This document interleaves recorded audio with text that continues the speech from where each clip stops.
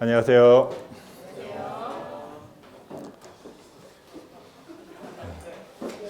이 찬양이 은혜가 됩니다. 그렇죠? 오늘 예배부터 시작해서 찬양까지 같이 들으면서 내가 이렇게 말씀을 대언해야 될 이유가 있을까?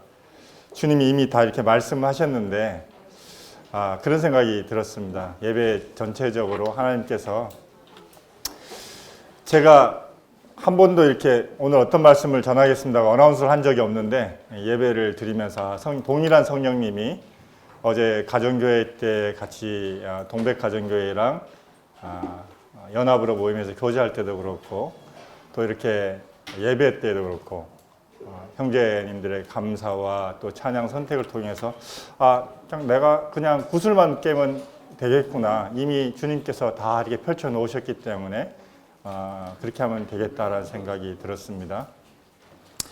고린도서 1장 26절로 31절까지 보겠습니다. 1월 1일 날 가족들하고 함께 성경을 보다가 성도님들과 같이 나누면 좋겠다 생각이 돼서 택한 본문입니다. 교독해서 제가 먼저 26절 이렇게 읽겠습니다. 형제들아 너희를 부르심을 보라. 육체를 따라 지혜로운 자가 많지 아니하며 능한 자가 많지 아니하며 문벌 좋은 자가 많지 아니하도다. 그러나 하나님께서 세상의 미련한 것들을 택하사 지혜 있는 자들을 부끄럽게 하려 하시고 세상의 악한 것들을 택하사 강한 것들을 부끄럽게 하려 하시며 하나님께서 세상의 천한 것들과 멸시받는 것들과 없는 것들을 택하사 있는 것들을 피하려 하시나니 이는 아무 육체도 하나님 앞에서 자랑하지 못하게 하려 하심이라. 너희는 하나님으로부터 나서 그리스도 예수 안에 있고 예수는 하나님으로부터 나와서 우리에게 지혜와 의로움과 거룩함과 구원함이 되셨으니 기록된 바 자랑하는 자는 주 안에서 자랑하라 함과 같게 하려 함이라. 아멘. 제가 그 20대 초반에 이제 군 입대를 하기 전에 한 6개월 정도 기간이 있었어요. 휴학을 하고.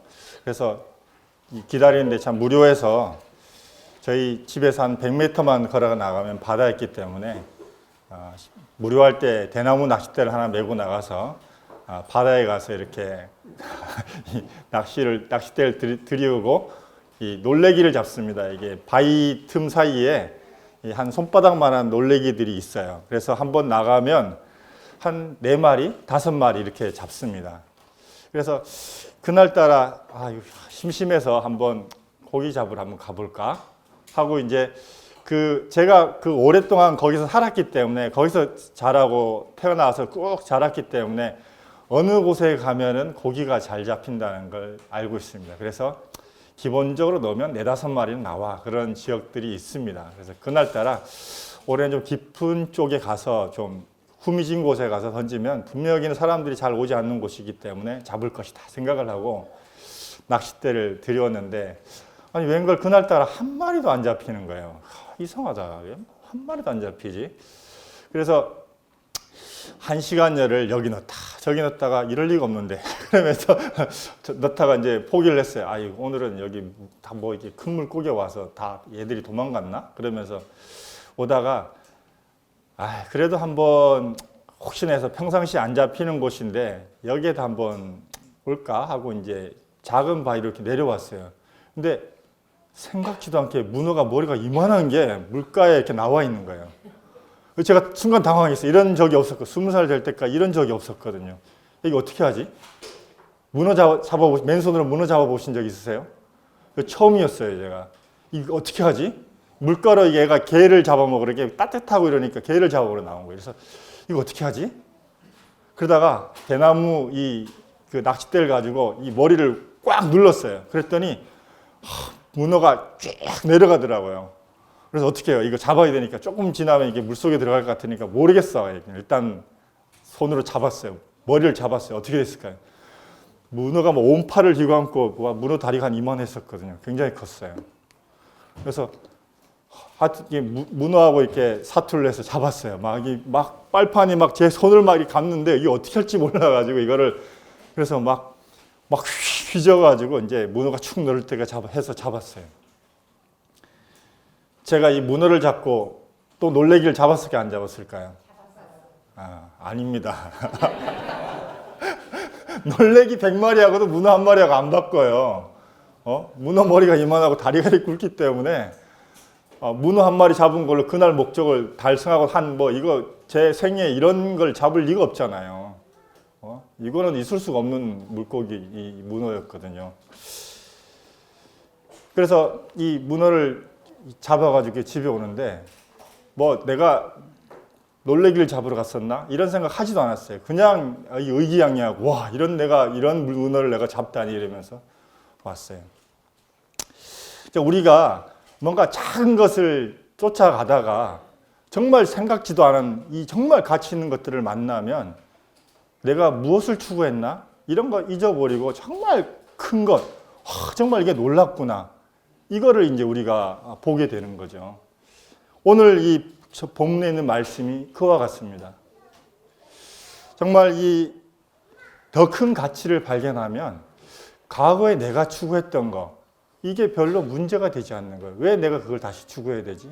내가 뭘 잡으러 왔더라? 잊어버리는 겁니다. 더 큰 가치를 내가 가지고 있기 때문에 그렇습니다. 이 본문 26장부터 31장까지 내용 여러분이 다 아시는 대로 이 사도 바울이 고린도 교회에 전한 편지의 내용입니다. 이 사도 바울이 2차 전도여행 때 가서 이 고린도 지역이 그 그리스 반도의 항아리처럼 되어 있는 그 호리병처럼 되어 있는 작은 이 길목에 있는 도시입니다. 거기에 수도로 되어 있는 그 아가야 지역의 수도로 있는 곳인데 오늘날로 말하면 서울이나 부산같이 또 이렇게 그 큰 도시이고 또 무역의 중심지이고 하여튼 그 그리스도 반도에서 남쪽으로 이제 남도로 반도 쪽으로 그리스도 본토에서 남쪽 반도로 내려오려면 그쪽 지역을 통과하는 지역이었고 바다의 배들도 다 이쪽을 통과하는 지역이었기 때문에 굉장히 번성한 도시입니다. 오늘날 저희가 살고 있는 이런 도시처럼 이런 도시입니다. 그러다 보니까 이 1장에 있는 것, 20절에 있는 것처럼 지혜 있는 자나 선비나 변론가나 이런 정말 내노라는 사람들이 굉장히 많이 살고 있는 그러한 동네입니다. 그리고 그런 사람들이 각광을 받는 도시이고 이러한 문화 속에 여기 한 2만 5천 명이 유대인 이주 정책에 의해서 이 도시에 살고 있었다고 해요. 그러니까 이곳에 이제 사도 바울이 복음을 전했을 때 이 사람들 2만 5천 명이나 되는 유대인들이 살던 지역이었기 때문에 그동안 세상에서 잘 익히 통하던 방법이 바로 이겁니다. 지혜와 선비, 지식적인 것, 그 다음에 말 잘하는 것 이런 것들이 이 교회에 잘 이 세상적인 그 습관들이 묻어져 있는 그런 성도들에게 지금 이 편지를 쓰고 있습니다. 이 편지를 쓸 때 만약 이런 편지의 내용을 이 고린도 교회 편지를 보낸다 그러면 가장 불리한 사람이 누구일까요? 이런 생각 한번 해보신 적 있습니까? 이 말씀을 보면서 가장 불리한 사람이 누굴까 생각해 보니까 사도 바울이더라고요. 사도 바울이라 그러면 여기에 그 빼놓을 수 없는 이런 어떤 조건에 빼놓을 수 없는 그런 사람이에요. 한번 볼까요? 그의 아버지가 유대인이었기 때문에 그도 유대인이었어요. 그 다음에 아버지가 또 바리새인이었어요. 바리새파 사람이었는데 또 자기도 태어나면서부터 바리새파 사람이 되었어요.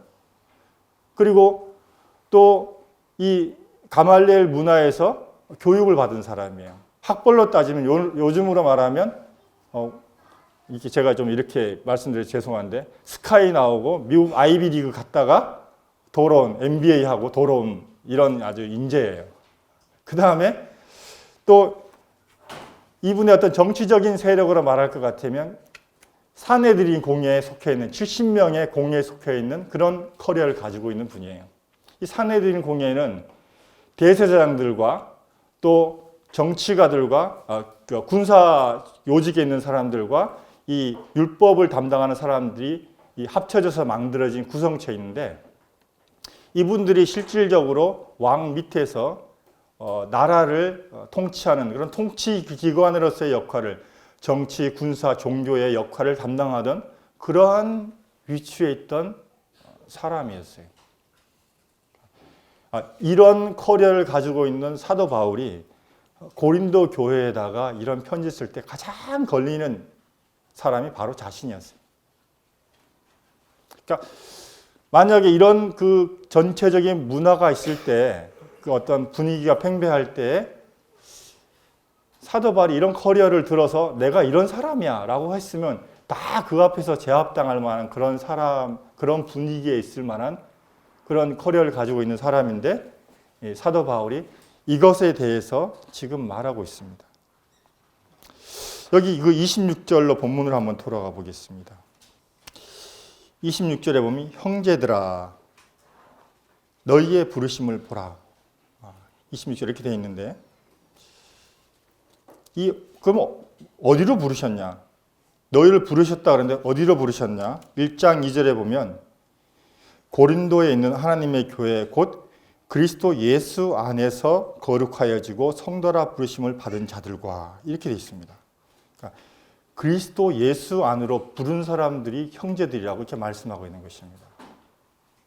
사도 바울이 굳이 이 고린도 교회 성도들에게 형제들이라고 이렇게 지칭을 했어요.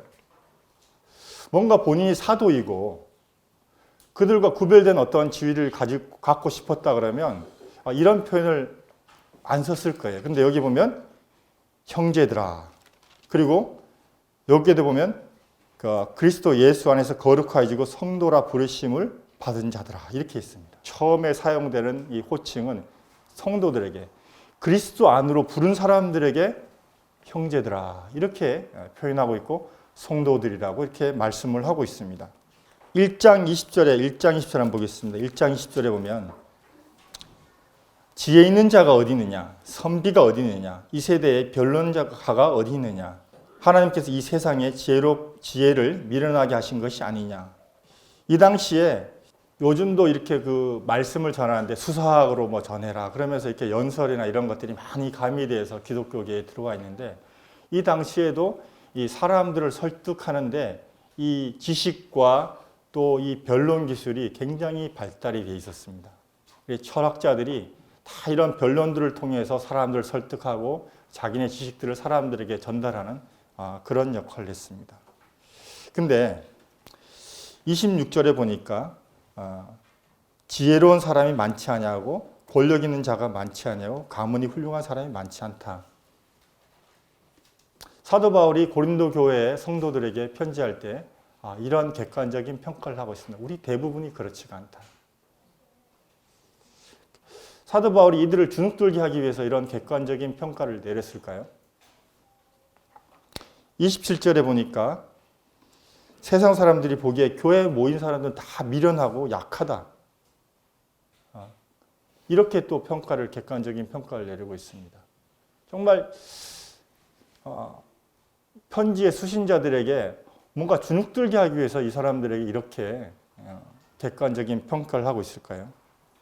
근데 26절과 27절을 참 중간에 분리하고 있는 단어가 있습니다. 그러나 강하게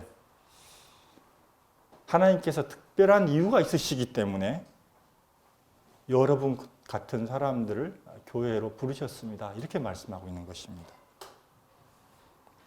27절에 미련한 것들을 택하사 지혜 있는 자들을 부끄럽게 하시고 세상의 약한 것들을 택하사 강한 것들을 부끄럽게 하려 하시며, 우리가 주목해야 될 부분이 27절과 28절에 보면 이 어미입니다. 맨 마지막에 보면 사용된 게 부끄럽게 하려 하시며 패하려 하시나니, 이게 완료형이 아니라 계속적으로 진행형으로 기록을 하고 있습니다. 그래서 이것이 단순히 그때 당시의 교회만 해당되는 것이 아니라 오늘날 지금 말씀을 읽고 있는 우리에게도 여전히 해당 사항이 있다고 말씀하시고, 앞으로 지금 한번 됐다고 해서 끝나는 것이 아니라 앞으로도 계속적으로 이렇게 하기 위해서, 여기 말씀해 보니까 28절에 하나님께서 하려 하신다 이렇게 돼 있어요.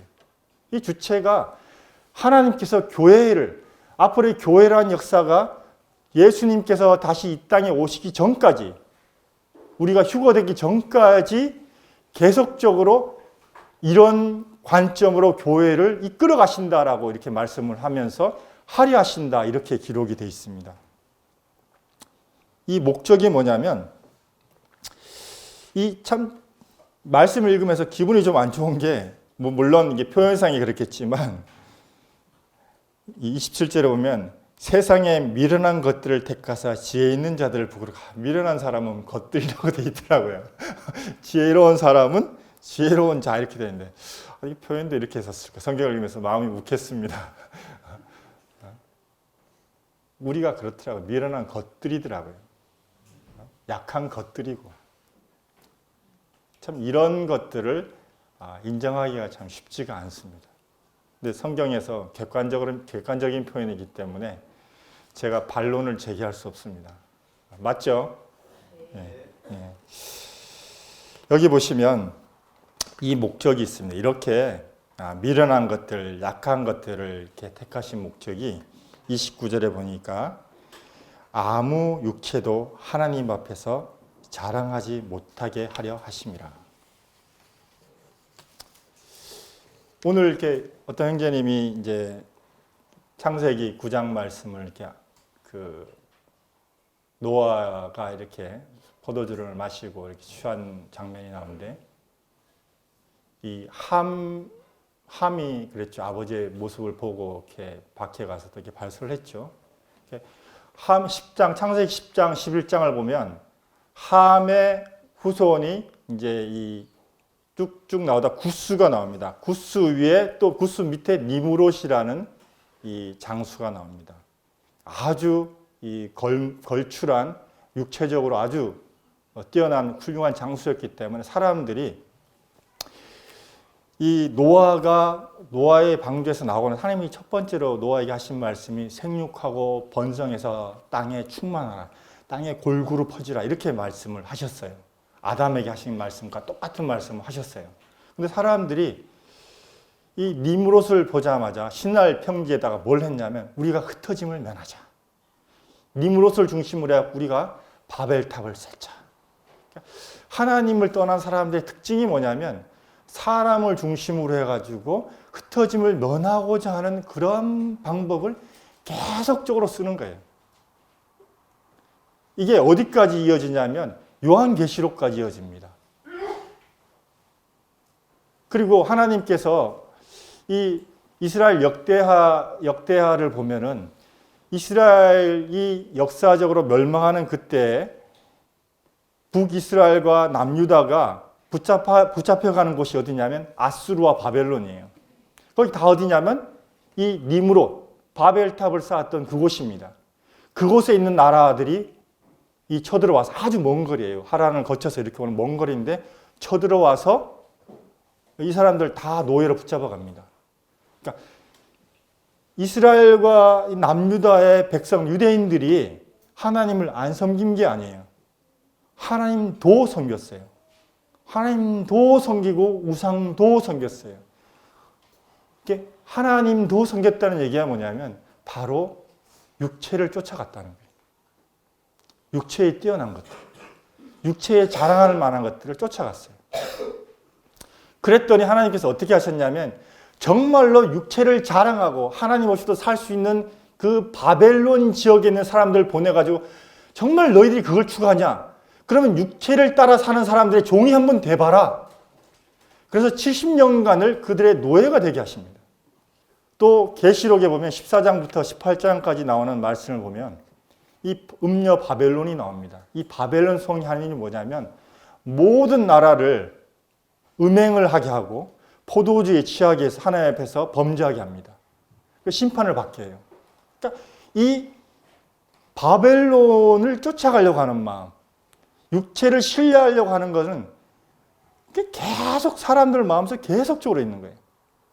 우리도 이 말씀에 주의하지 않으면 이 교회도 그렇게 될 수가 있습니다. 육체를 신뢰하고 뭔가 걸출한 사람을 쫓아가려고 하는 것들이 계속 교회 안에 있을 수밖에. 그래서 하나님께서 하려 하심이라 이러면서 지속적으로 하나님께서 이렇게 하실 거다라고 말씀하시는 거예요. 우리 안에 이러려고 하는 의지가 계속적으로 남아있기 때문에 그냥 내버려 두면 그렇게 될 수밖에 없기 때문에 하나님께서 하려 하신다라고 하시면서 이렇게 말씀을 하고 계십니다.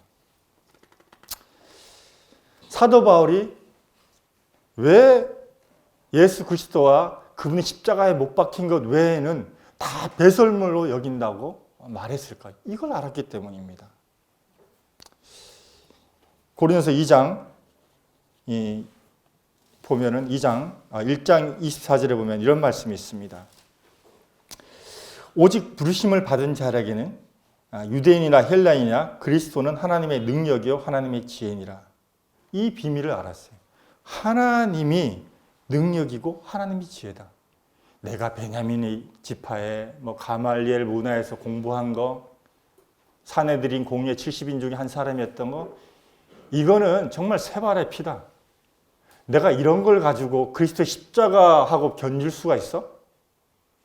내가 이것을 그분의 그 놀라우심, 위대하심, 그 크심 앞에서 내가 이걸 가지고 명함을 내밀 수 있어?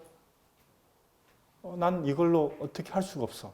그래서 이런 모든 것들을 다 쓸모없는 배설물로 여겼다라고 얘기하고 있습니다. 예수님께서 마태복음 28장에서 제자들에게 말씀하실 때 하나님께서 하늘과 땅의 모든 권세를 내게 주셨다. 이렇게 말씀하셨어요. 그 하늘과 땅의 모든 권세가 너의 육체가 아니라, 사람들의 육체가 아니라 예수 그리스도께 주셨다는 거예요. 그래서 우리를 어디로 부르셨냐면 그 예수 그리스도 안으로 우리를 부르셨습니다. 우리가 그렇잖아요. 전등을 켜고 있다가 태양이 뜨면 어떻게 해요? 이 전등, 손전등 어떻게 합니까? 계속 켜고 그 손전등 의지해서 갑니까? 필요가 없기 때문에 꺼버리는 것입니다. 그리스도 안에 사람의 빛으로 비출 수 없는, 사람의 빛으로 감당할 수 없는 그 빛이 있기 때문에 이미 그리스도 안에 들어간 사람들에게는 다른 그 어떤 것들이 다 무용지물이라는 거예요. 그래서 빌립보서 3장에 보면 말씀에 이렇게 되어 있습니다. 3장 7절에 그러나 무엇이든지 내게 유익하던 것을 내가 그리스도를 위하여 다 해로 여길 뿐더러 또한 모든 것을 해로 여김은 내 주 예수 그리스도 예수를 아는 지식이 고상하기 때문이라. 내가 그를 위하여 모든 것을 잃어버리고 배설물로 여김은 그리스도를 얻고 그 안에서 발견되려 함이니. 여기 말씀에 모든 것을 잃어버리고 라고 했습니다. 이 말씀의 뜻은 내한테 있긴 있어요. 있긴 있었는데 더 중요한 것들을 가치를 두고 막 이걸 방치해 놨다 보니까 이게 어디에 있는지 잘 모르겠다는 거예요. 이제 찾을 수가 없다는 거예요. 예전에 어디에선가 둔 것 같은데 이제 내가 찾을 수가 없어. 그래서 잃어버렸다는 거예요. 내가 여기에 가치를 두지 않기 때문에 내가 찾으려 해도 더 이상 찾을 수가 없다는 거예요. 3장 9절에 그 안에서 발견되려 함이니 내가 가진 의는 율법에서 난 것이 아니요 오직 그리스도를 믿음으로 말미암는 것이니 곧 믿음으로 하나님께로부터 난 의라. 사람의 방법으로 절대로 하나님의 의가 드러날 수 없다는 것입니다. 사람의 빛으로 감히 하나님의 빛을 견줄 수가 없다는 말씀입니다. 이렇게 하는 이유가 뭐냐면 내가 그리스도와 그 부활의 권능과 그 고난의 참념을 알고자 하여 그의 죽으심을 본받아 어떻게 해서든지 죽은 자 가운데서 부활에 이르게 하려 하노니. 내가 이렇게 하는 이유가, 내가 육체를 신뢰하지 않고 오직 그리스도 십자가만 바라본 이유가 뭐냐면 그분의 부활에 참여하기 위함이다. 육체로서는 내가 그분의 부활에 참여할 수가 없다. 12절에 내가 이미 얻었다 함도 아니요 온전히 이루었다 함도 아니라 오직 내가 그리스도 예수께 잡힌 바 된 그것을 잡으려고 달려가노라. 13절 형제들아 나는 아직 내가 잡은 줄로 여기지 아니하고 오직 한 일 즉 뒤에 있는 것을 잊어버리고 앞에 있는 것을 잡으려고 표대를 향하여 그리스도 예수 안에서 하나님이 위에서 부르심의 상을 위하여 달려가느라. 달려가느라 앞에 있고 과거의 것을 연연하지 않겠다. 이렇게 사도 바울이 고백을 하고 있습니다.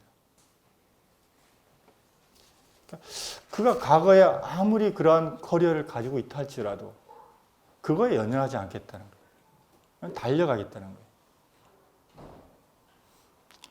강단에서 운동하는 선수들에서 예전에 그리스의 운동하는 선수들이 다 옷을 벗고 운동했다. 간다고 할 때, 운동한다고 했을 때 짐나조라는 것이 옷을 벗다라는 말씀을 들은 바 있습니다. 내가 과거 입었던 것들, 이것을 벗어 던져야지만 그리스도 하나님의 의를 입을 수가 있습니다. 예수 그리스도의 십자가가 우리가 구원받을 때만 필요한 것이 아니라 지금도 여전히 그리스도의 십자가가 필요하고 앞으로도 여전히 그리스도의 십자가가 필요한 것입니다. 그리스도의 십자가 외에 내가 더 자랑할 것이 있다? 그 사람의 구원에 대해서 다시 한번 생각해 봐야 되는 것입니다. 그분의 구원이 얼마나 크신데, 그분이 십자가에서 죽으시고 부활하셔서 우리에게 의가 되신 것이 얼마나 큰데 내가 어떻게 다른 명함을 내밀 수 있어? 내가 어떤 다른 육체의 어떤 것으로 그분의 그 십자가의 그 대속하심, 부활하심을 대신할 수 있어? 사도 바울이 이것을 깨달았습니다. 좀 전에 저희가 주의 만찬을 대하면서 떡과 잔을 대했습니다. 이 떡은 주님의 몸을 상징하고 잔은 우리 주님의 피를 상징합니다. 이 떡과 잔을 대하면서 우리가 그리스도의 몸에 참여한 것을 기억하는 것입니다. 기념한다는 뜻이 기억한다, 메모리, 기억한다는 뜻이거든요. 다시 말하면 머리 대신 그리스도, 교회의 머리 대신 그리스도 앞에 우리가 몸으로서 다 참여했다는 것이에요. 우리가 주님 앞에 몸으로 참여했다는 것이에요. 주님의 몸의 한 부분이라는 것이. 내가 이제 일하는 것은, 내가 이제 행하는 것은 그리스도로 행하는 것이에요. 내가 그분의 몸이 되었기 때문에. 이전 것은 지나갔다고 그랬어요. 내가 과거에 신뢰했던 것, 나의 지식, 학력, 지혜, 언변, 사회적 지위, 이건 다 과거라는 거예요. 다 던져버렸다는 거예요. 그래서 이제 찾을 수가 없고 잃어버렸어요. 내가 더 이상 이제 찾으려고 해도 어디 있지? 해도 찾을 수가 없다는 것이. 예수 그리스도가 가장 존귀하기 때문에 이것만 붙잡고 가다 보니까 이제는 찾을 수가 없어요. 교회 안에서 이제 새해를 맞고 우리가 몸으로 다 부르심을 받았습니다. 우리 성도님들이 투명성도 이런 말씀하세요. 투명성도. 내가 주일날 안 와도 우리 교회 아무 문제 없어. 내가 주일날 안 왔는데 우리 교회 아무 문제 없다. 이거 반성해야 되네. 야, 내가 교회에서 내가 이런 일을 꼭 내가 해야 되는데 내가 없으면 이걸 누가 하지? 내가 하나님께 정말 전심으로 예배를 드려야 되는데 내가 없으면 누가 예배 드리지? 내가 교회에서 이렇게 섬겨야 되는데 내가 없으면 이 섬김 누가 대신하지? 정말 올해에는 내가 없으면 우리 교회 안 돌아가. 내가 교회의 한 부분이기 때문에 내가 있으면 돼. 이런 마음으로 우리를 놓기를 바랍니다. 사실은 섬긴다고 하는 것은 굉장히 힘든 일입니다. 내가 무언가를 책임진다고 하는 것은 굉장히 힘든 일입니다. 사도 바울이 이런 오직 예수 그리스도와 그 십자가에 못 박힌 그 예수 그리스도, 부활하신 예수 그리스도만을 전하려고 했을 때 유대인들로부터 엄청난 핍박을 받았어요.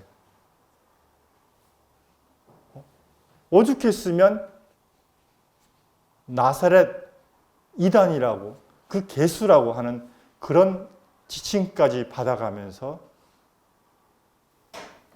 이렇게 예수 그리스도의 십자가를 선택했습니다.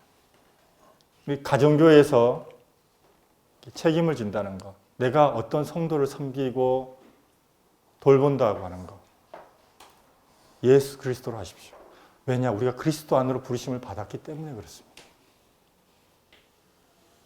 내 힘으로 하는 거, 니무롯을 쫓아가는 것이에요. 그러나 내가 정말 보잘것없지만, 내가 정말 이걸 할 능력이 없지만, 그렇기 때문에 제가 주님 의지합니다. 주님 도와주세요. 제가 주일학교든 또 학생부든 교회에서 여러 기관들을 이렇게 하면서 맡으면서 제일 힘든 분들이 나는 자격이 있는데 왜 안 써주냐 하는 분들이 제일 힘든 분들이었어요. 동력이 안 돼요. 자기가 다 옳기 때문에 교회가 뭔지를 모르는 분들이더라고요. 근데 제가 이걸 할 수 있을까요? 그럼 동력이 되더라고요. 왜냐하면 주님이 하셔야 되기 때문에 제가 주님 의지하겠습니다. 제가 좀 안다고 하지만 이거 주님 앞에서 우리가 동역하지 않으면 이거 되겠습니까? 주님이 도우시지 않으면 이게 되겠습니까? 이렇게 고백하는 분들과 참 했을 때 주님이 열매를 동일하게 그리스도의 열매를 그분들에게 맺게 하시고 성령의 열매를 그 섬기는 것 가운데 두시더라고요. 처음에는 어설플 수가 있어요. 어설픈 게 당연하죠. 근데 주님이 나타나시면 돼요. 제가 이렇게 섬겼는데 왜 안 알아주십니까? 사람이 나타나는 거잖아요. 사실 일을 하다 보면 욕을 많이 먹습니다. 뭐 이러쿵 저러쿵 뒤에서 왜 이렇게 말을 많이 하는지 모르겠어요. 듣고 보면 또 맞지만 참 똑똑하셔요. 맞는 것 같아요. 제가 보면서 안 되더라고요. 맞네. 맞네. 근데 어떻게, 난 모자라기 때문에 주님 의지해. 요거도 뭐가도 주님의 교회를 위해서 내가 해야 된다 그러면 해야지. 또 주님이 나타나신다 그러면 해야지.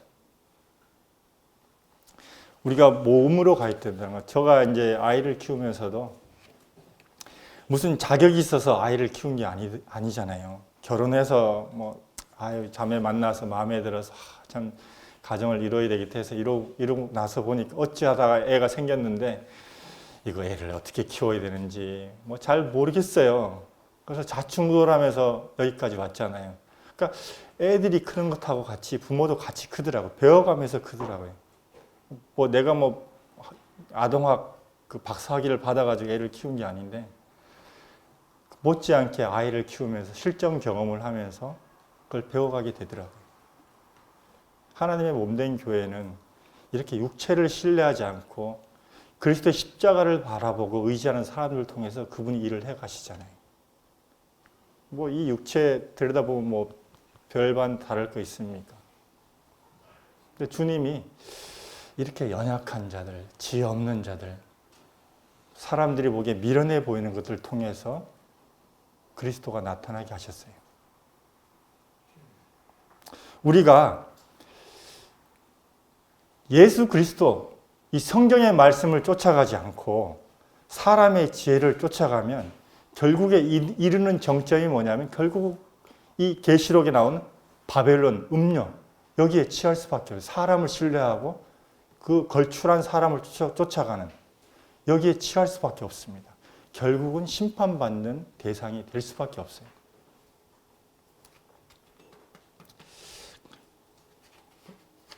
올해 보육원, 작년 크리스마스 때 보육원 선물을 이렇게 성도님들한테 부탁을 하면서 선물과 함께 카드도 이렇게 아이들에게 써주십시오 했을 때 예년에 그냥 교회에서 다 준비해가지고 카드 써주십시오 이렇게 했을 때하고 참 양상이 다르더라고요. 내가 직접 이 선물을 아이들 위해서 한 아이를 정해놓고 선물을 사서 이렇게 하고 나니까, 몸을 들이고 나니까 마음이, 카드를 쓰는 마음이 달라지는 거예요. 그 아이에 대해서 애틋해지고, 그 아이에 대해서 정말 이 하나님의 말씀 한 자 적어 보내서 정말 이 글로 통해서 아이가 하나님 알았으면 좋겠다. 그런 마음으로 이렇게 다 일일이 편지를 쓰는 걸 보면서 몸을 들인다는 것이 이런 거구나. 이게 뭔가 말로 하는 것이 아니라 내가 몸을 들인다는 것이 이런 것이구나. 작년 연말에 어떤 분의 간증을 들으면서 이분의 아버지가 하루는 결정을 했대요. 선교지에 이제 올해부터 내가 선교지에 후원을 하겠다. 가정 형편도 안 좋은데. 그래서 이 헌신을 하시면서 한 해 한 해 이렇게 선교지에 선교하는, 그 후원하는 숫자를 이렇게 늘려갔다고 하시더라고요. 이 아들이 보기에 얼마나 속이 타겠어요. 우리 가정 형편도 안 좋은데 우리 아버지 지금 어떻게 하지? 먹을 것도 없으면 어떻게 하려고 우리 아버지 이렇게 하시냐? 근데 자식이 그걸 통해서 하나님 앞에 먼저 드리는 것을 배우더라고요. 그 어떤 가르침보다 부모가 그 몸으로, 물질로 이렇게 섬긴 것을 통해서 자녀가 그걸 배우더라고요. 그래서 이 자녀가 나중에 직업을 가졌을 때 아버지보다도 훨씬 크게 하나님한테 헌신하는 것을 이 자녀가 하고 있는 것을 간증을 들었습니다. 그래서 제가 가르침은 몸으로 하는 거구나. 내가 정말 그리스도를 주로 받았다면, 예수의 십자가의 복음을 내가 믿었다면 내가 몸으로 그렇게 해야지만 내 자녀들이 그걸 보고 우리 아버지가, 우리 어머니가 하나님을 믿으시네. 진짜로 믿으시네. 교회 다니는 거 말고, 말씀 믿는 거 말고, 기도하는 거 말고 실제로 우리 아버지, 어머니가 하나님을 경외하구나. 그러면서 제가 참 많은 반성을 했습니다. 내가 우리 자녀들이 정말 하나님 앞에서 바른 신앙 가운데 있기를 바라면서 내가 이런 것들을 보이지 못했구나. 내가 정말 이런 것들을 우리 자녀들에게 보여줘야 되는데, 기도를 하면서도, 자녀들이 잘 되기를 바라면서 기도하면서도 정말 내가 삶으로 보여주지 못했구나. 그러면서 자녀들에게도 얘들아, 아빠가 이렇게 하기로 결정했으니까 너희들도 마음의 결정을 해라. 제가 자녀들에게 용돈을 많이 주지 않기 때문에 자녀들에게 이런 얘기를 한다는 것이 참 어려울 수도 있겠지만, 그래도 작지만 어렸을 때부터 이렇게 하나님 앞에서 헌신한 것들을 배우지 않는다면 커서 어떻게 하나님 앞에 헌신할 수 있을까? 자녀들에게 참 우선순위에 대해서 이렇게 말을 했습니다. 우리 신앙 가운데 참 이 예수 그리스도 십자가가 구원받을 때만 필요한 것이 아니라 지금도 여전히 그 예수 그리스도의 십자가가 우리 삶 중심에 있고 하나님께서 하려 하심이라. 어떻게 해요? 십자가를 통해서 우리가 그리스도와 함께 십자가에 못 박혔지 않습니까? 몸으로 한 것이요. 예배도 했지만 예수님이 말로만 내가 너의 죄를 다 고통 가운데 용서하셨다 이렇게 말씀하시지 않고 몸으로 들으셨어요. 실제로 그러셨어요. 아버지께서 일하시 지금도 일한다. 안식일 날 병자들 고치면서 그 비난을 감수하면서도 그분께서 하나님의 어떠하심을 나타내셨어요. 우리가 그분의 안식에 들어갔다고 하는 것은 이제 내일을 쉬는 것이고 예수 그리스도 하나님께서 하신 일을 하는 것입니다. 어떻게 해요? 그리스도 안에서 십자가를 통해서 하나님이 주신 의로 내 과거의 것들은 다 잊어버리는 것입니다. 어디에 두었는지 알지 못해요. 그래서 잊어버려요. 왜냐하면 예수 그리스도를 믿는 것이 가장 귀하기 때문에. 주님께서 이 말씀을 우리들에게 하고 계십니다. 여러분들에게 정말 중요한 것이 무엇입니까? 우리가 이 땅을 살아가면서 세상에 얼마나 많은 것들이 우리를 참 겁박하고 불안 가운데 떨게 하고 암울한 미래 또는 불온한 미래에 대해서 여러 가지 염려를 줍니까마는 그리스도를 주로 받은 사람들이 그리스도 안에서 우리가 무엇을 바라보고 주님을 섬겨야 되겠습니까? 우리에게 정말 행할 바를 택하시고 나는 못하겠는데 정상입니다. 그래야죠. 내가 어떻게 해요? 못합니다. 우리 안에서 새해 정말 이 그리스도를 섬기는 이 영광스러운 일들, 십자가를 우리 삶 가운데 앞세우는 영광스러운 일들이 우리 성도님들 모두에게 정말 일어나기를 바랍니다. 감사합니다.